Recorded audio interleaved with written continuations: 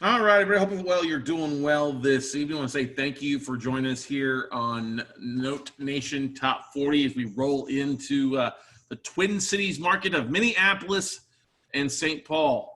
Really excited about tonight for a couple reasons. This is the 40th city we focused on. It also is the capital of the state where I was born. I was born just south of Minneapolis, obviously 42 plus years ago. But I've always had obviously a kindred warm feeling towards the land of 10,000 lakes out there, everybody. But anyway, welcome to the Note Nation Top 40 Tour.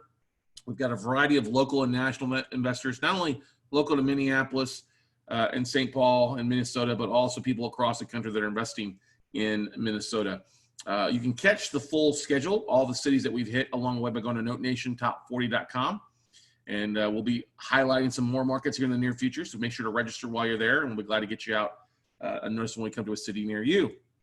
You can also check the replays of the other cities out there. But we're going to be discussing statistics and the numbers, what's going on in the market right now. We'll talk about some future opportunities. We'll talk about some of the assets and classes that are being hit hard, where to look to find those deals. We'll also discuss how to get started.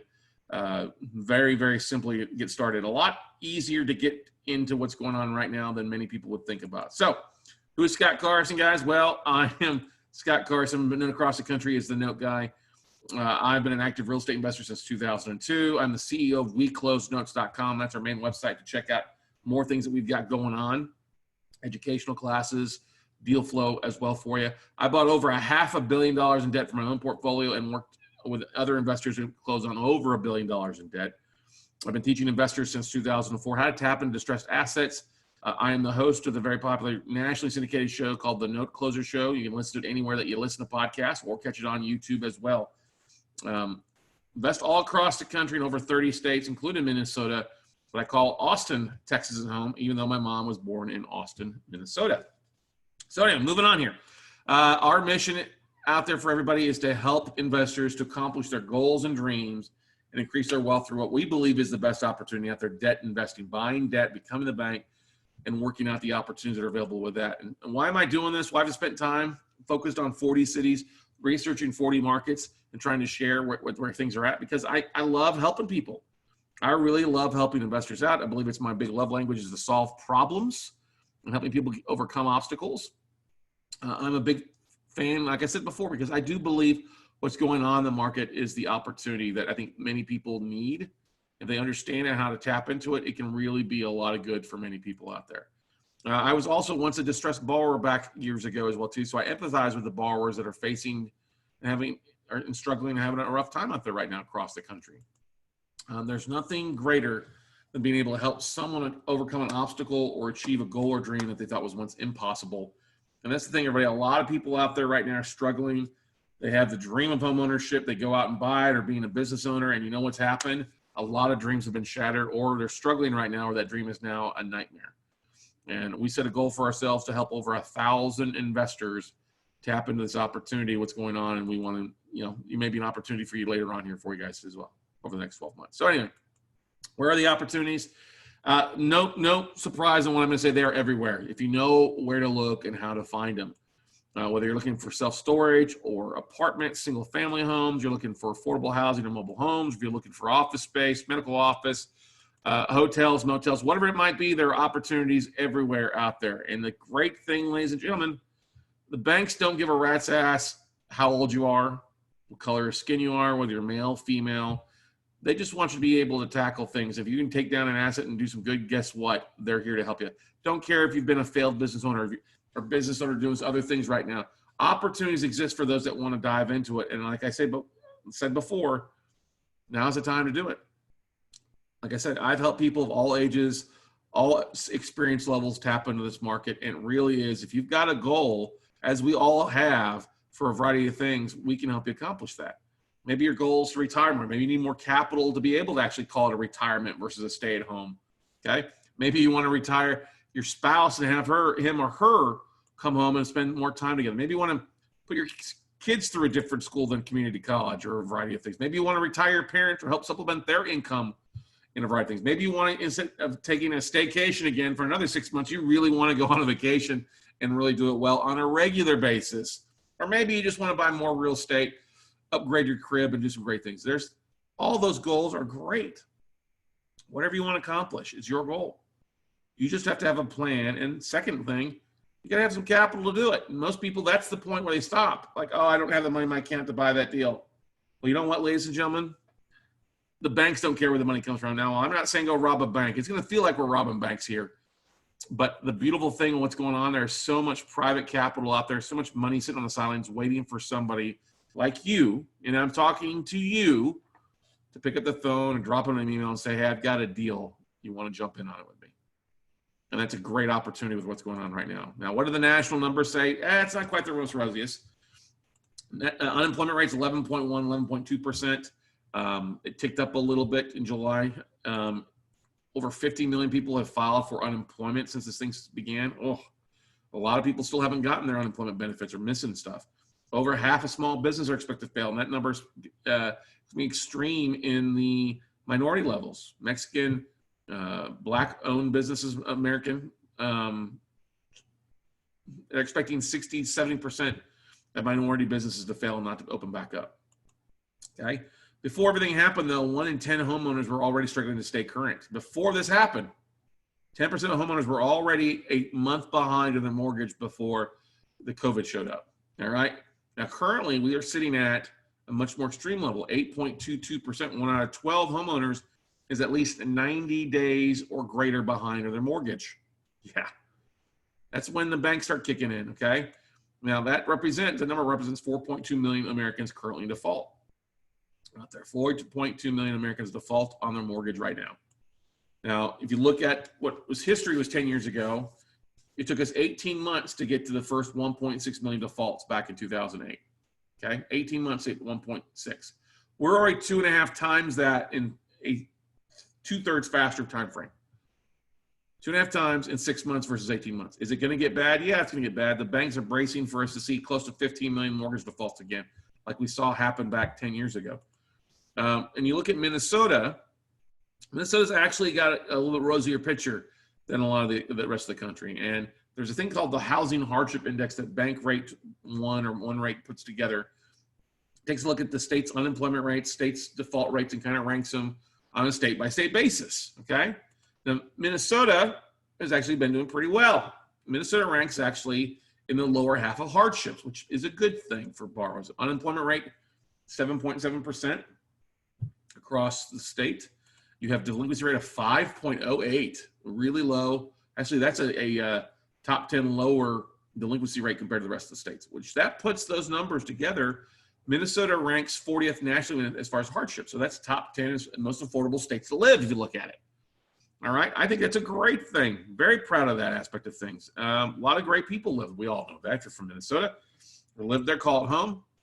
But that's a good thing for people living in Minneapolis and Minnesota as well across the board. Now, looking at the unemployment rate, you can see recently in Minnesota as a whole, it peaked out at 9.9% is what the high point was in May, dropped to 8.6 in June. July was 7.7. I think when August numbers come out, it'll probably continue to drop a little bit too. And you look at the Twin Cities area, it's a little bit higher, obviously. It peaked at 10.1 in May. It's 9.2 in June, and the number had not come out yet for July when I pulled this report today. I'd be willing to say it's going to probably drop a little bit like it did. Maybe in the 8% range is what I would foresee based on other numbers that we see out there. Now, looking at the foreclosure market for Minneapolis, neck of the woods, basically 1 in every 10,000 homes, which is a great rate. It's a lower rate compared to everything else. But if you look at, there are a couple zip codes, the 55444 zip code, 1 in every 5,400. And then the next highest one is 55431 is 1 in 8,400 homes. So that's really good. Lower numbers than a lot of the other major markets across the country. Obviously, prior month as auctions are down. Bank owns basically at 0% because you've been in a moratorium. Same thing across the board. You see everything kind of dropped off, came to a halt as of May and June. And the numbers obviously are down very low. You have a few foreclosures that were already being processed. People are already behind. They're not government-backed loans. Those things are kind of falling in place right now. So what's the numbers as far as where the property values are? You're seeing the biggest amount of auctions and bank-owned homes really being in the 100 to 200, 200 to 300 range. So $300,000 homes and less. Not much in the sub 100. You don't have that much real estate. below 100 grand. But that 100 to 300 range is what's being hit hard there. That's because predominantly that's your first-time home buyers in a lot of cases. Okay. Now Minnesota, this is a map, kind of a hot map of the states out there. Dark green means that there are current statewide moratoriums. There still is. You had Governor Walz put a stay at basically a forbearance and eviction moratorium through basically September 11th. Okay. He may be willing to extend it beyond that, depending on what's going on. But peacetime emergency, you have at least till September 11th for the most part. And obviously, it already takes a little while to foreclose and some things you can do in Minnesota. Now, obviously, President Trump put in a moratorium across the board that goes through August 31st on Fannie Mae. Today, the Federal Housing Finance Agency announced that it would also extend forbearance agreements for another 6 months through December. So that's a good thing for those that are facing difficulty. And if you're a renter in one of those properties where your landlord has financed a government loan, guess what? You're going to be able to stay in there. Now, a little bit of gradual return to foreclosures is what we were pre-COVID, 5% on a statewide basis, but that's not too extreme. That's really as of July of just a few weeks ago out there. Are they going to say we're going to see a huge wave of foreclosures as more mortgages are sinking underwater? Yeah, there's talk about that. It's going to be hit in other places worse than it will be in Minnesota. I mean, you're going to have still a fair share, but it's going to be less than a lot of the other states. Now, the types of loans in default will vary a little bit. Now, the biggest, hardest hit ones is like we talked about, that first-time home buyer taking out an FHA loan.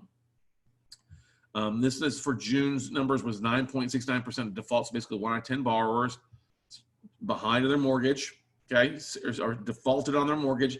That's for a couple of reasons. One, you get a first-time home buyer scrapping to get into a house, but a lot of the lenders out there have been donating the down payment, 3.5% requirement by FHA, then also paying up to $10,000 in closing costs. So literally people getting with nothing down, and not credit-based, but that's why you have a higher default rate. People, that price point, oftentimes, a lot of your service workers, your service staff, your tourists, your waiter, other things like that, that's also been impacted by a lot of defaults and people being out of work and unemployment rates. Now, obviously, if you look on the opposite side of the spectrum, it's at 3.16 for conventional loans. That number, though, June numbers 9.69 has actually spiked to over 15% for July. Just forgot to write it in here tonight. Forbearances across the country, yeah, they still say we see about roughly somewhere between 4.5, 4.6 million homeowners in forbearance agreements, and that number drops down, increases depending on what state, what county, and what's going on a micro level. They say we probably have another 4 million homeowners across the country that aren't in forbearance that should be, that just have not called the bank to talk to. Now, is this good news or bad news? I think it represents a lot of good news, you're an investor, and bad news if you're struggling, obviously. Now, looking at if you're an investor in Miami, Minnesota has a lower default versus the national average. That's a good thing for the borrowers out there. If you're an REO investor or fix and flipper for the most, looking for this big wave of tsunami, you're not going to see as many in Minnesota as you would other things. Thing about also, I mean, it's great is Minnesota does have a shorter foreclosure time frame of basically 330 days if it's an FHA loan, but forbearance is being delayed. It's a non-judicial foreclosure. You also have the 1-year redemption period for foreclosures that take place in Minnesota that can drag things out. So it's going to be a while when you add in the backlog of forbearance agreements, the 1-year redemption period, the delay by the governor, and then other things are going on. You're not going to see REOs or foreclosures hit the market for 12 to 18 to 24 months out there. Okay, so you're not going to see that on that aspect of things. Now, let's talk about the commercial debt. Commercial debt's been hit hard. All right, we've seen businesses shut down. We've seen boarded up businesses. We've seen people saying for lease vacancies increasing, and I've been saying commercial debt for the most part has been overpriced the last 2 years. A lot of the Wall Street guys have said that as well too, and they're licking their chops down, putting capital together to go and buy a lot of these assets at relatively cheap because they can buy the debt at a big discount and step in. Now, looking at the asset classes out there, they're struggling. Hotels, lodgings, no surprise. This is through July 10th, but roughly about 27% of hotels. Retail's always been struggling. Restaurants, 15 to 20%. A lot of other things, asset classes out there struggling out there when it comes to commercial side. Now, if you look at the CMBS, the commercial mortgage-backed security stuff, that basically this is the big assets of Wall Street's financing. And if you look at the top 15 metropolitan areas, Minnesota falls in there. Minneapolis falls in there. $2 billion in delinquent balances as far as what's going on in the Twin Cities. Now, part of that is the biggest shopping complex center is behind. They haven't paid their mortgage in a couple months. They've got a $1.4 billion mortgage on the bank at the Mall of America in Bloomington. All right. That's part of the issue. That's the biggest thing. They're 1.4, but there's also other things out there. When you look at the top 20 metropolitan areas out there, Minneapolis is number 3 as far as largest in delinquency debt. You've got that 1.4 billion. You've also got another 300 million in other assets out there that are struggling. Okay, now the default numbers across the board, at least 1 in 4 hotel loans are in default. We know it could climb to 1 in 3. Retail, we know that's struggling. It's part of the reason the Mall of Americas hasn't paid their mortgage in over 90 days. Okay, you're going to probably see that number increase to 1 in 4 retail loans in default. You're going to see vacancy 15% increase across the board, at least for retail and restaurant space. You're going to see vacancy, office vacancy increase also to roughly about 19 to 20% nationwide. You're going to see rents drop 10.5% to 15% by year end, and an additional 5 to 10% next year. Now, what does that mean? We'll get to that. All right. Now, the CMBS guys, well, that makes a big splash, obviously. They're not the ones solely responsible for a lot of this distress stuff. Now, they financed roughly 2/3 of the stuff 12 years ago, but recently, what's going on right now has been financed over half, 53% to be precise, has been financed. The distressed debt has been financed by the banks, your traditional banks out there. Now, there's a lot of stuff clogging up the books. Now, the banks out there, the banks that finance this stuff, okay, are financing stuff at 63 to 70% of LTV when they're financing this stuff. They're not financing at 90, 95%. But you're going to see a lot of defaults. Obviously, business being closed, that's reducing things, reduced rents, increased vacancy, number of defaults. That's driving values down. If a bank is financing something at 60 to 69% LTV, they don't want to go above that. Well, the rent's being dropped down and delays, that's causing your values to drop, increasing the LTVs of the banks from mid-60s to 70s, even up to 80s in some cases. Now, the banks are allowing forbearance agreements, are kicking the can down the road, I guess you could say, for a few months. But at some point, they're coming to the borrowers and say, listen, I need you to bring 5, 10, 15% cash, all right, of your loan, bring it to the table, cash, write down your loan so we can get in that comfortable place. We know borrowers don't have that, all right? So what's the options for a lot of people? Banks start the foreclosure process. Piper's got to get paid at some point. And a lot of the banks have all this stuff clogging up their books on a regular basis. So what's the big play? Well, big play is to bring in some capital, buy the loans, work with the current borrowers or tenants, or take the property back and try to reposition the property in a variety of different ways. Now, how big is this big thing? They've been saying $48 billion for banks to lose on the commercial real estate loans. I say it's bigger than that based on some recent things. Now, looking back just a few weeks ago, Bank of America came out and set aside, some of the other big banks set aside set aside billions to offset their losses. Bank of America's big piece of the pie is $5.1 billion. They're expecting in losses on the loans. That may be just for Q2 because the whole number gets a whole lot worse, a whole lot faster. I think the number is going to be closer to 100 million because the big 4 banks alone reported at least $151 billion in loans with payments and deferral at mid-year. They've set aside $32 billion in loan losses in the second quarter alone, which is close to record, not the record you want to be known for. Okay, it's not going to be enough to stave off the flood of bad debt. When you look at how it breaks down with those 4 bigger banks, Wells Fargo, their residential portfolio on mortgages, 12% of the first and 10% of the second are in default and forbearance agreements. 9% of JP Morgan's residential portfolio was subject to payment deferrals. Wells Fargo modified $38.2 billion in commercial loans. Okay, Citigroup modified $20 billion, trying to keep people in their house, and deferred $7.7 billion in commercial loans and $28.5 billion in consumer and small business debt. The United States is on sale, ladies and gentlemen. It's on discount. Never been a bigger price than it was like 10 years ago, and we're going probably to exceed those numbers. And nobody's talking about it.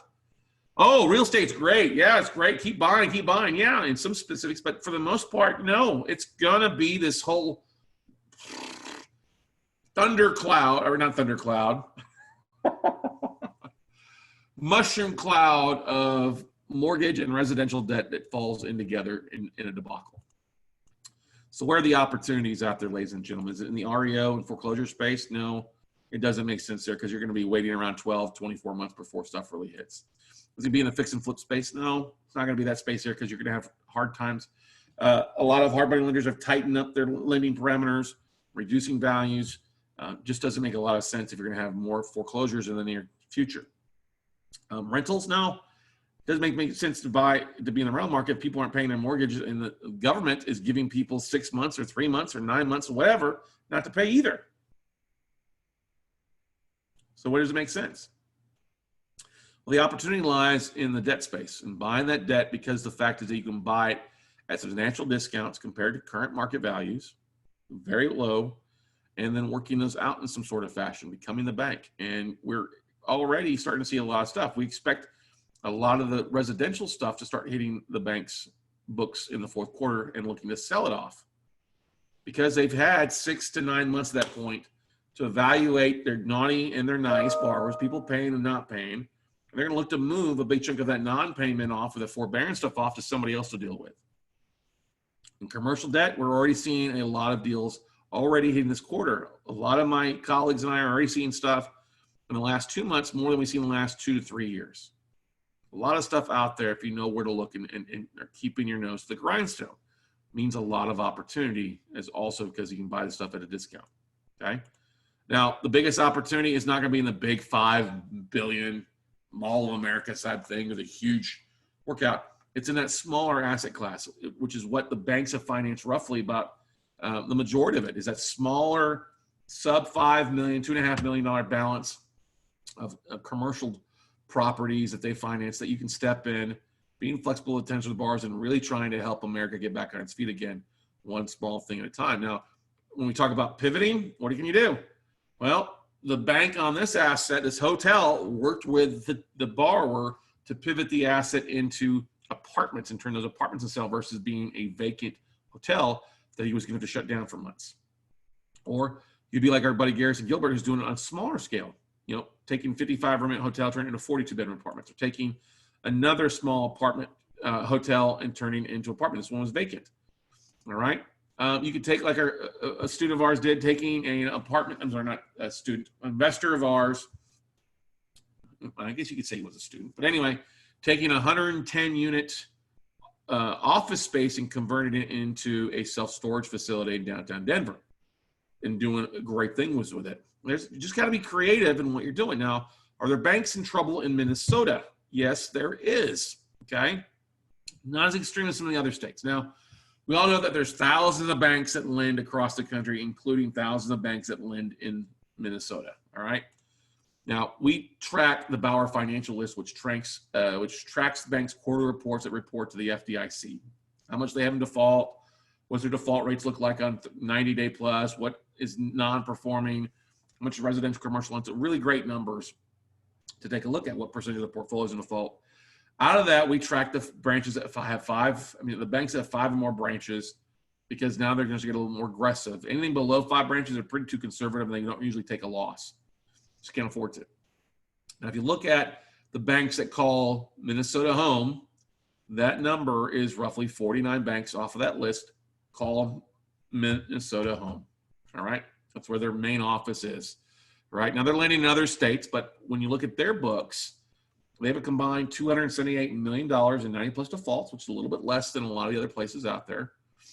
$160 million in 30 to 89 days. So you're seeing going to probably see somewhere between 3/4 to $500 million in distressed debt from the banks out there, from these 49 banks. Now combined, it's roughly an average of 6.18% of default rate across every bank's book. Some are higher, some are lower.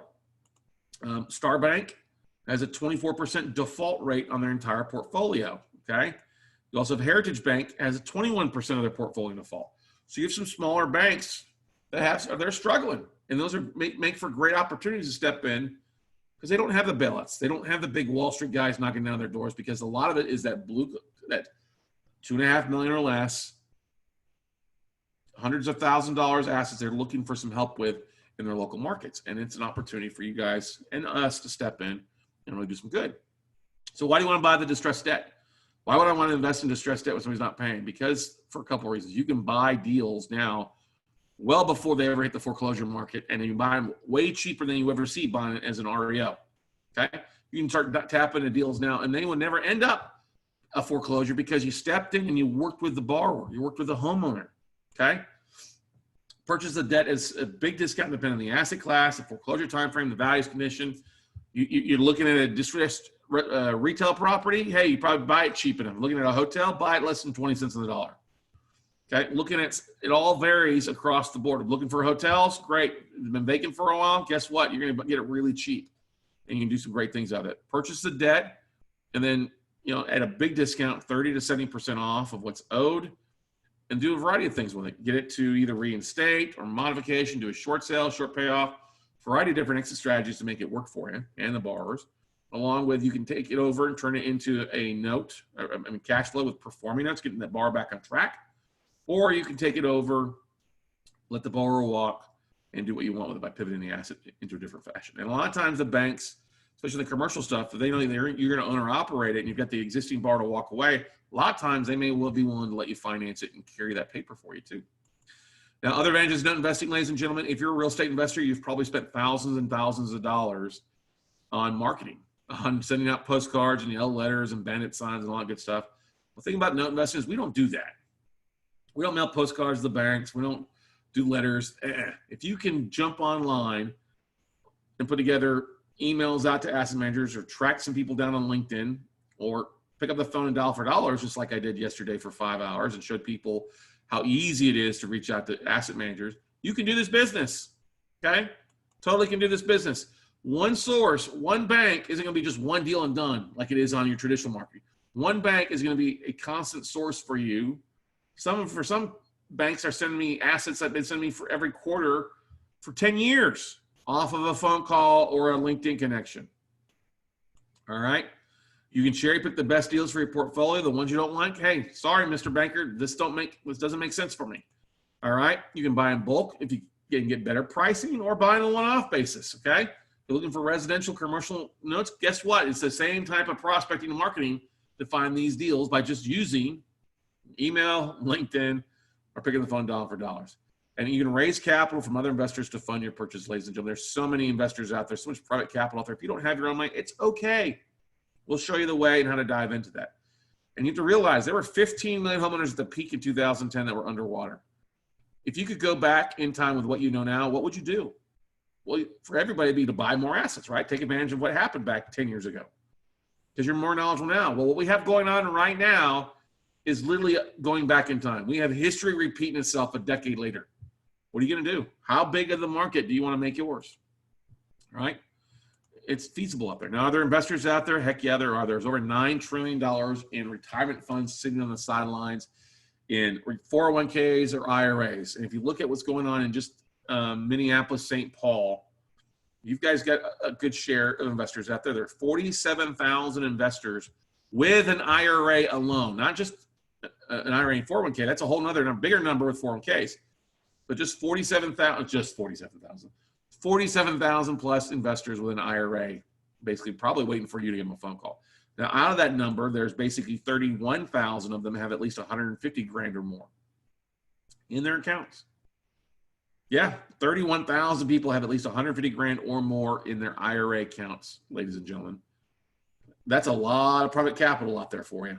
All right. And maybe you're like, Scott, I'm still scared. I don't want to raise capital. I just want to wholesale deals. Okay, great. Wholesale your deals. Go find the deals from the bank and wholesale them to the 34,000 real estate investors in the area. These are people that call themselves real estate investors on their tax returns, not including all the people out there that do it and dabble with it. So you've got plenty of opportunity not only to find deals, find funding, and then also find people to take it off your hands if you don't want to, or take it down yourself, ladies and gentlemen. Lots of opportunities out there. Do you want to be the banker or the borrower? And most of you are in the borrower space. You're paying on your mortgage, paying your car payment, student loan debt, credit card, variety of things going on. You don't have anything coming in. And the banks, you know what they're doing? They're getting bigger and bigger out there. I don't feel sorry for them because there's a ton of debt, and not ton of new savings new cash that people deposit. We have record amounts of cash and savings amid what's going on with the economy. You know what the bank's doing? They're taking that money, paying less than 1%, going out and making 6, 8, 12, 20% of their money. You can do the same thing. Buy debt, buy it at a discount, modify, keep people in there, make an above average return on your money. We don't get involved in deals unless we're going to see at least a 20% cash and cash return on buying the distressed debt. And so here's the thing, ladies and gentlemen, the bank always wins. You might as well be on the winning side. Quit trying to fix and flip it. Quit trying to be a landlord. Come onto the debt side. That's why the banks are the biggest buildings out there. If you're in the paper game, in the note game, you're going to make money if you know what to do and are coachable out there. So how do you tap into the tsunami of debts that we're seeing? Stuff that's hitting the fan out there, everybody? You know, well, like I've been teaching investors since 2000, and I've helped thousands of investors out there tap into their first note, whether residential or commercial deals, guys. We've done it all. We've looked at it. We're looking at a variety of deals right now. Okay. And whether it's looking for cash flow or asset growth, you can do both. All right. You need more cash flow to pay for your bills. Great. Or to pay for retirement, or to say, take this job and shove it, boss. Great. Or just wanting to add more assets. So this is a great way to find deals. And yes, you can buy one-offs or in bulk. You're not going to go to the big banks, Bank of America, Chase, Citi, Wells Fargo, and so I want to buy a one-off residential note. That's not going to happen. But you can buy one-off commercial deals from it. And you can tap in the other 1,500 plus on banks that have residential notes that they're looking to move as well for you guys. And you can do trades for anywhere from like $25,000 to $5 million. The reason I say that is not everybody has to bring $5 million to the table. I get people all the time that call me up and say, oh, I wanted to be in the note business 5, 10, 15 years ago, but I needed $5 million. I didn't have that, so I gave up on it. Okay, go give up on it. Keep giving up on it. There's pretty easy to raise $1 million, $2 million, $3 million, $4 million, $5 million if you know where to look and what kind of deals you're looking into. And the bank doesn't care what your credit score is. They don't care if you're currently in forbearance or behind on your existing mortgage. They don't care if you've got an 800 or a 400 on your FICO. They don't care if you've got $1 in your checking account or $1 million in your checking account, as long as you can fund on the deal. And it doesn't have to be your money, okay? And you can start doing deals very easily if you're coachable by learning how to market online. We spent 5 hours yesterday calling banks, showed people how easy it is to locate the right person, contact them, reach out to them, get their contact information, or get bankers' contact information to reach out to them on a regular basis, okay? And like I said, whatever asset class your focus is on, single family, apartments, hotels, retail office, self-storage, affordable housing, mobile home parks, there's deals in all asset classes, all right? Whether you're wanting to focus on yourself or you really want to create some win-win stories out there, you can for the borrowers that are been in their houses for years, the people that want to stay in their houses, or maybe the vacant properties out there, the higher end stuff, you want to go that route. Okay, great. Maybe you want to bring in some cash flow by taking down some smaller apartment complexes. You could do that too, guys.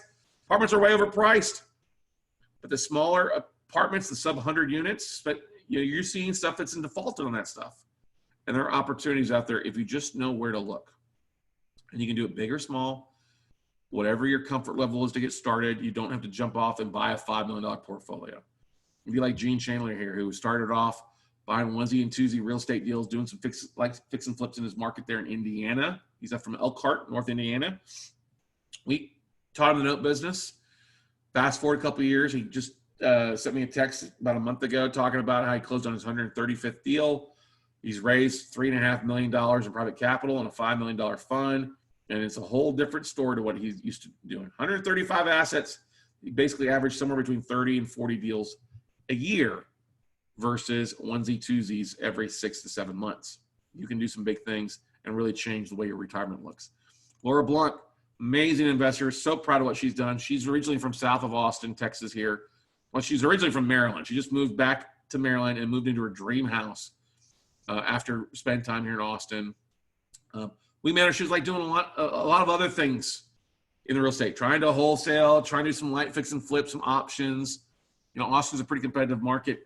And she learned the note business from it, and it opened up her eyes to a whole different angle. Instead of trying to chase where everybody else was going, she went further and closer to the source and started buying notes. She bought roughly about 15 deals in her first 18 months. 2 of those were their own funds. The rest were other people's money. We showed her how to raise the capital. Now, fast forward a couple of years, she's closed on over 100 deals and is getting ready to close on a portfolio of about 130, I think over 100 performing notes that she's picking up at roughly 50, 53 cents on the dollar. It's a $4 million trade that she's getting financed with OPM, not her own funds. And she has changed the direction of her future as well. Be like Keith Collins, got a lot of real estate experience, building stuff, building water treatment plants, but didn't have a lot of experience in the note space. We met him a couple years ago, him and his spouse, his wife, Lisa, spent some time with him. They took to it like a duck on water. Absolutely done a tremendous job. Last year alone, 2019, they made 7 figures. And his email to me was really, really nice. Scott, we could not have done this. There's no way we would have done this without learning what you've taught us and how you continue to teach us on how to tap into these deals and how to find these deals.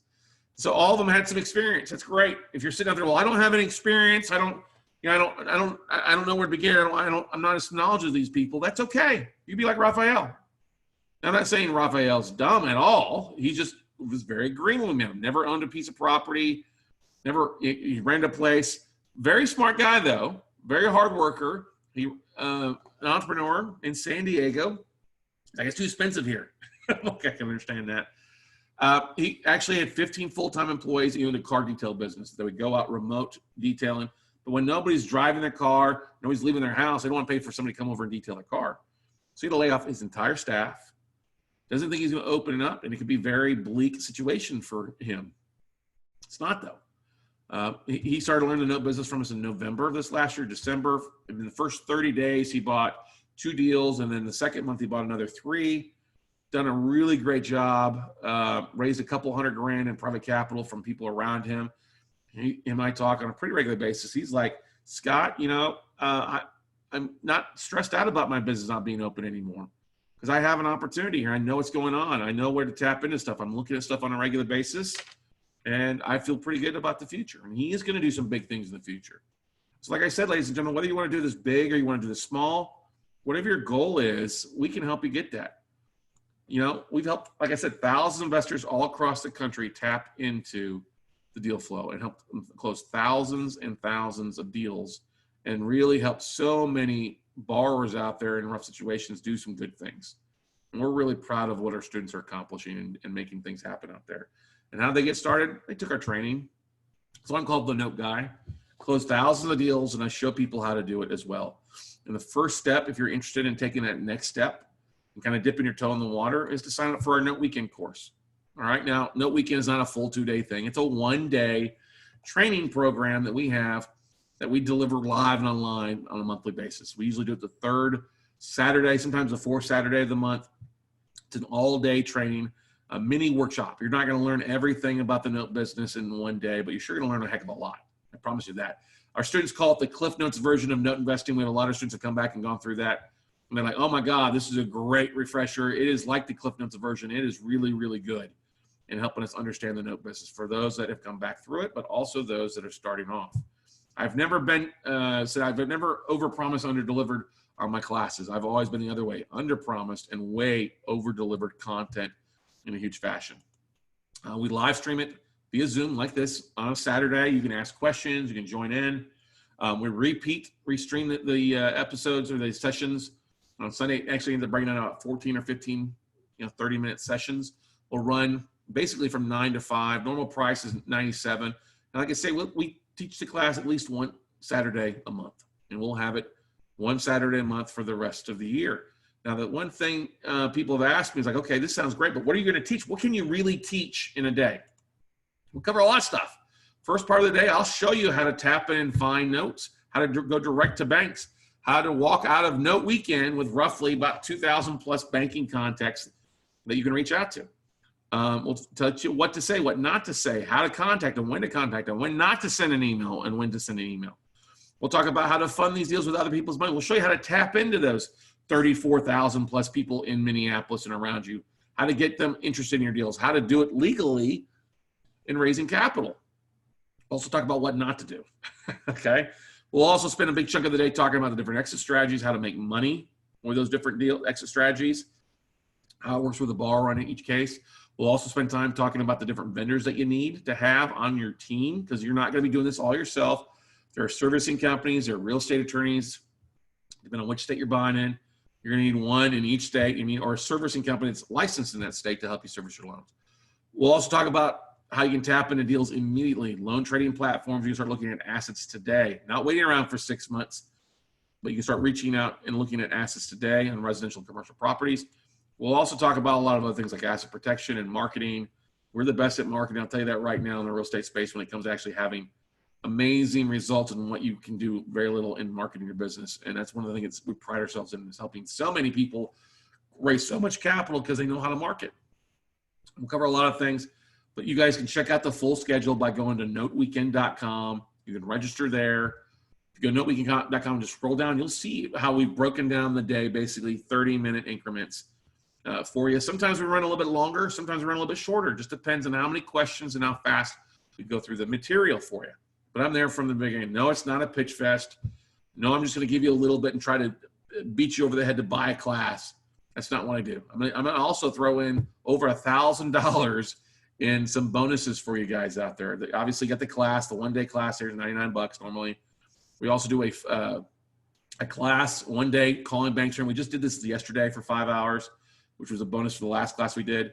80 some odd people were on with me for a variety of 5 hours, watch me literally walk the walk and call banks and talk to asset managers.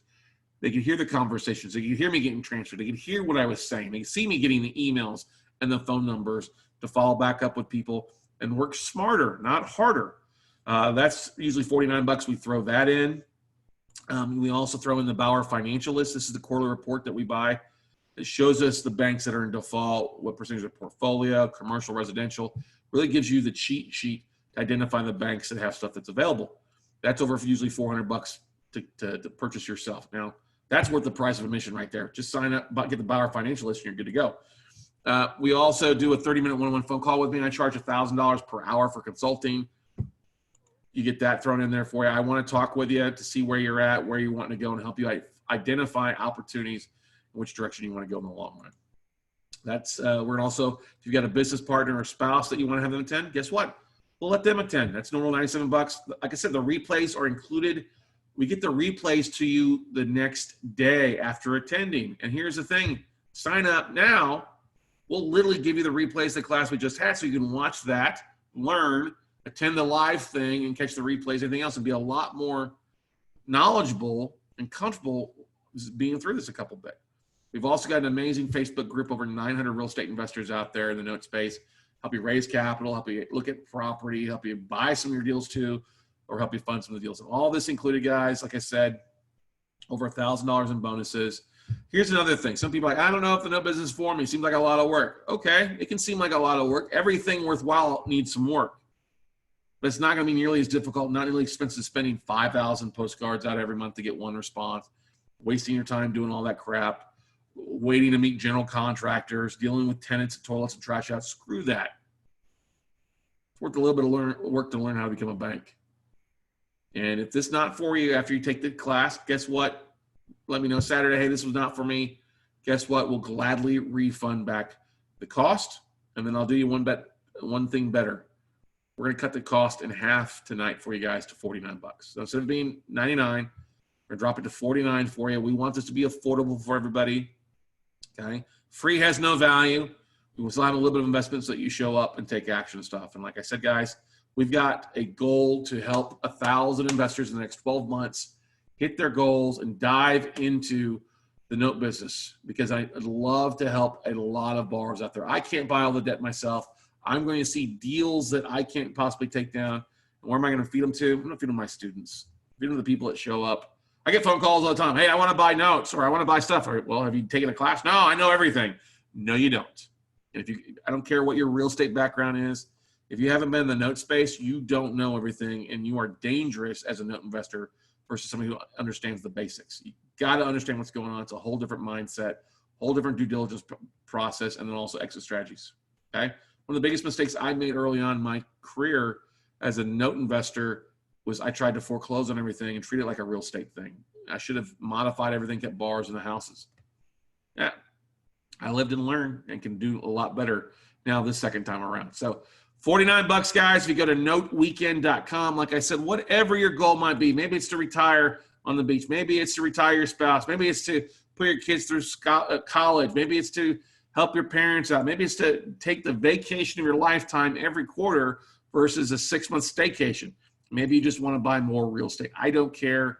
It takes two things. It's going to take some work. It's going to take some capital. Guess what? We'll show you how to tap in and find the assets. We'll show you how to raise the capital so that your goals can become true. They can really happen versus just being something that you think about and wish. Shoulda, coulda, woulda. Well, a lot of investors are shoulda, coulda, woulda, but they should have taken action more 10 years ago. And like I said, history's repeating itself. So guys and gals, I would love for you to stop shoulda, coulda, woulda and start doing things today. So get signed up. Go to noteweekend.com. Get signed up there. I can get you the replays out to the last workshop immediately so you can start learning and be ready to rock and roll by the time our next class rolls around the third Saturday of the month. So if there are any questions, any comments, any concerns for anybody out there, guys and gals, love for you guys. You're watching this on a replay. Type in the comments in the chat roll. Type it in the description or the comment section. We're always glad to answer questions no matter whether you're watching this live or watching this on the replay. I want to help you achieve the type of goals that you want to accomplish. I want you to achieve the income and whatever that big goal or goals might be. I know it can happen because we've helped many hundreds and thousands of investors do some big things out there. And it's time, why don't you do some big things too? So don't care what your credit score is. Don't care what country western song you've been through.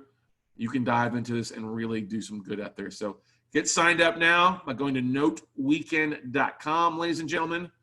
Love to have you be a part of that. And if there's any questions, now would be the time to ask those. All right. I said noteweekend.com. This is the link you want to go to and click on the link, get started today, and we'll get you rocking and rolling here. Look, the fourth quarter is going to be amazing for a lot of people. It's going to suck for a lot of people. I would rather have it be amazing and make 2020 my year. There's a lot of opportunity. That's why we've been doing this. And we believe that life-changing income, life-changing wealth is going to be transferred here in the next 6 to 12 and 24 months. And it might as well be in your pocket versus somebody else. So sign up, noteweekend.com, everybody. That's all I've got for you. Thank you so much for being on the Note Nation Top 40 Tour. Look forward to seeing you at a class near you. Bye, everybody.